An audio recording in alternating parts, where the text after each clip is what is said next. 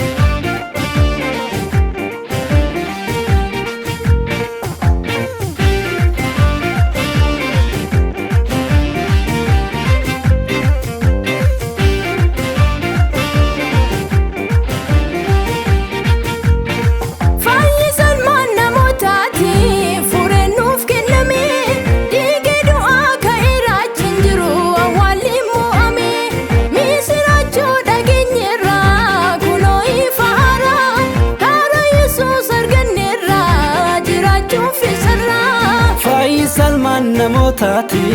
furee nuuf kenname dhiigee du'aa ka'eera achiin jiru awwaalliin mo'ame misiraachoo dhageenyeerra kunoo ifaara karaa Yesuus arganneerra jiraachuuf isarra du'aa ka'uusa fayyineerra nus gammanneerra fayyineerra olii nu dhufe fayyineerra dukkanni dhufe fayyineerra